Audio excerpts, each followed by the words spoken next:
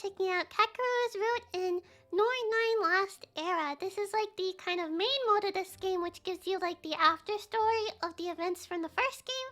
So you get to continue after the best ending of the game. So I'm excited to see where we go. Also, this is my favorite female protagonist in this game. She looks so cute, so I had to start with her. I had to begin with her. She's too cute. Amidst the swaying grass, a colorful motley of laundry fluttered in the breeze. The soft smell of detergent carried on the wind, and I smiled in spite of myself. Is this all the laundry? I heard a voice behind me. When I turned around, Yuiga was standing there. Once these sheets have dried, the laundry basket should be completely empty. Thank you for your help. No need to thank me. We live together, so we should both be sharing the housework. That's a good point. Teamwork! As he spoke, Yuiga took the laundry basket out of my hands. Are we getting events from the last game? 2 months had passed since the battle. After pushing his power to the limits, Yuiga was left bedridden. I know his pain. Unable to move his body as he wanted and feeling an impending sense of urgency, Yuiga suffered for a long time. There were so many moments where I wished that I could take his place. Aww. Koharu! But now he had healed enough to be able to live a normal life. His soft smile had returned. Even the doctor said that he should make a full recovery. There was no better treasure to me than the present, where we were living peacefully under blue skies. It was raining for quite a while. It's nice to see the sun finally out. Yes, it's been so long since I felt the sun. It feels wonderful. We hardly spent much time outside while it was raining, too. I'm so glad to see that it's sunny out. Now we can finally finish up all the laundry. Yuiga said that we should both be sharing the housework, but he's been doing most of the heavy lifting. I feel a little bit guilty about it. I will do the rest. Please take a break. You say that, but how do you expect to hang everything with your height? Oh no, being short hits again. That's because the clothesline is tied up too high. If I retie it at a lower height, I should be fine. Oh, that's no good. I think it's fine at this height. Besides, you look adorable when you're stretching up to reach it. Aww. He might think it's cute, but it's painful when you can't reach things. It's hard. He just likes to watch short people struggle. Is that why you tied it up so high? I'm joking. Still, we need it high enough to hang up the sheets, don't we? Really? Really, though I'd be lying if I said I didn't enjoy seeing you act all adorable. Yuiga told us devilish little jokes just like when we were on the ship. Oh, they're getting along well. Good start. There we go, that should be everything. Alright, shall we head on home? I'll brew us some delicious tea. And just like before, Yuiga would extend his hand to me. However... Yes, not everything was the same as how it was before. Dun dun dun! For the good, for the better or for the worse? Better, I hope. Sprouting plants turn to buds and then bloom into flowers. Yuiga put together an assortment of colorful flowers and carefully wrapped them in paper. Just like that, they became one beautiful bouquet. How long do you think it will take to complete the request? Only one more and we're all finished. Occasionally, Yuiga would receive requests from a florist to make bouquets for them. It started off as just small favors, but Yuiga continued making bouquets, as it brought in good money. The florist also valued his work, as Kakeru would use rare flowers that only grew around here. He didn't reveal his powers, of course. To the florist, he was just some person who owned a flower garden. Though apparently they think we are quite wealthy because of how many different flowers we have. His powers coming in handy. Not only were his bouquets varied, but each one was also very beautiful and of high quality. For a job that made use of his powers, I thought it was a very good one. Oh, did you hear? Apparently, Ichinos has managed to start going outside recently. Isn't that wonderful? Good job, Shinri. Good job. Dragged by Heishi, I assume, kicking and screaming against his will. Seems nothing's changed since we were all on the ship. Yeah, he's probably dragged out. As your life together together continued, we often found ourselves reminiscing about friends in the past. Not too far from the hill where we lived, Ichino, Shukuri, and Otomaru were all living together. I didn't quite know what exactly led to those three living together, but from what I could tell, they seemed to be getting along well. Shukuri has the power of hydrokinesis, so if anything were to happen, I was hoping that he could help. But Shukuri shot me down outright. I'm not sure if it was out of concern or if there really was another reason. I wonder how everyone else is doing. We see Masamune every now and then, but I don't think we've seen the rest of them in a while. Toya was worried about us living alone together and came by sometimes to see how things were going. Yuiga always told Toya that he was worrying too much, but I could tell that in his heart of hearts he was actually happy that he came. That's true, you and Nijo were especially close, right? You must want to see him. Not really, though. With that boy-like childhood friend of his, I assume he's having quite a difficult time. Is he on about Mikoto? Yeah, they seem to have always had a bit of beef, you know, going on between them. He deflected my question with his usual embarrassed expression. Should we go and pay everyone a visit sometime soon? Sounds good, but everyone is in different places, right? It might be fun to travel all around the country. You have a point. Maybe we should make that our honeymoon. Wait, are they married yet? I don't think they were married quite yet, but I guess maybe they're planning? Huh? Are honeymoons usually meant for visiting friends? They're meant for showing off your pretty bride and feeling like you're better than everyone else. I guess that's one way to feel that you're better than everyone else. That's not true at all. Just kidding, we should save up enough money so that we can have a honeymoon all to ourselves. More importantly, you seem to be much better calling me out than before. Have you gotten used to my jokes? Hardly, they never fail to send my heart pounding. Aww. That's good, but I like to make your heart pound over something else, though. Something else? He finished up the last bouquet almost as if he timed it. Oh, is he preparing to give us one? Of all the bouquets he made so far, it was especially small and cute. Bright green leaves bordered with colorful little petals. Among them, the pink flowers bloomed sweetly, looking as though they were whispering to each other. He handed me the bouquet. I only had a little bit of ribbon and wrapping paper left, so I know it's a bit small, but would you accept this? Is this for me? He smiled and nodded. Do you remember the name of this pink flower? It was the flower that I made bloom when I first met you. Oh, no pressure, no pressure. Oh, goodness, no pressure. I believe it is the wood sorrel. Oh, I like when they give me some indication that I did the right answer. Thank you, game, thank you. It's a wood sorrel, right?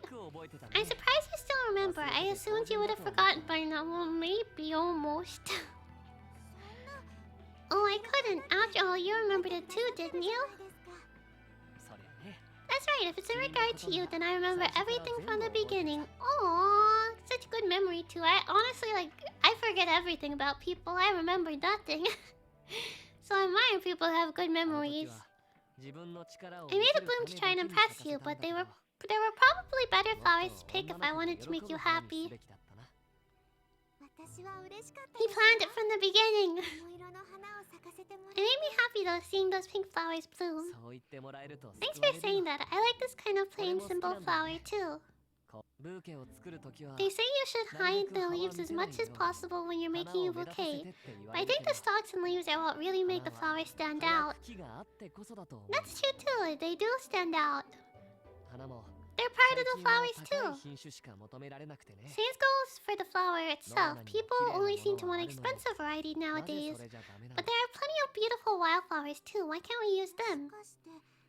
Are you perhaps trying to say that you don't like making bouquets? Maybe he wants to make them, but like his own way. He wants to use whatever flower he wants. I think it's a job that suits me. All I really need is ribbon and wrapping paper, and it pays decently to boot. He doesn't look satisfied with it though. We need to find him some hobby he enjoys. I suppose it's one of my bad habits as a country boy. I just can't help but feel biased towards the plants I'm most familiar with. I know this meets my preference, but would you honor me by accepting it? Yes, thank you. That looks nice. You might look great with elegant flowers, but I think these kinds of warm, timeless flowers suit you just as well.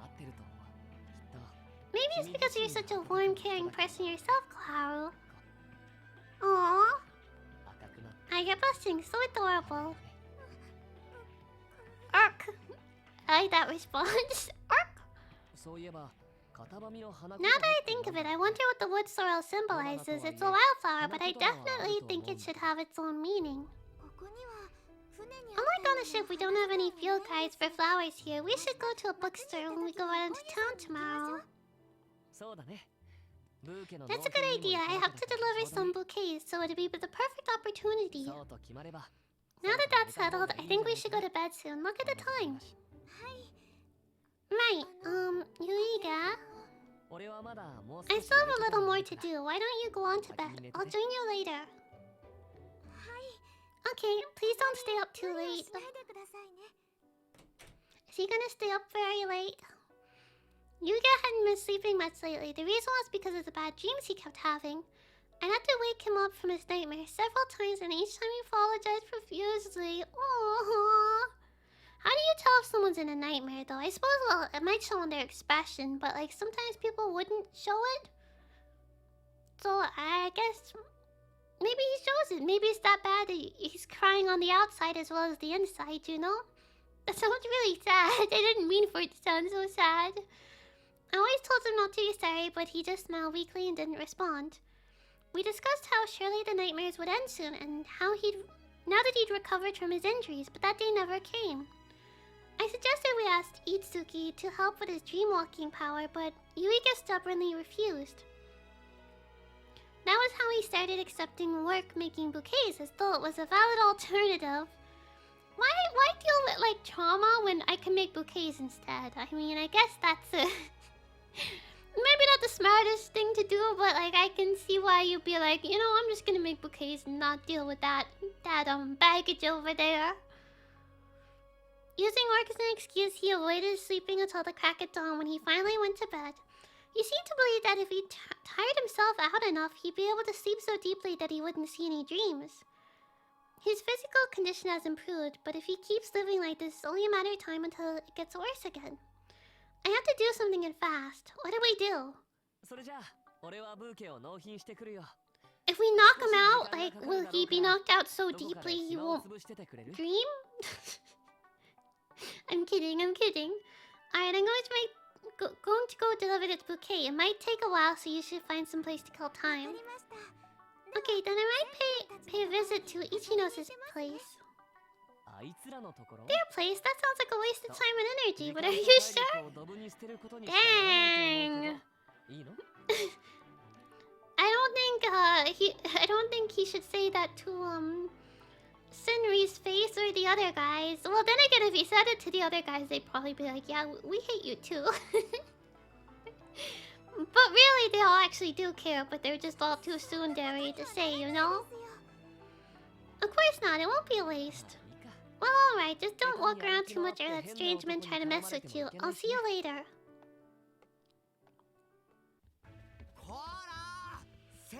Hey, Senri, don't run away!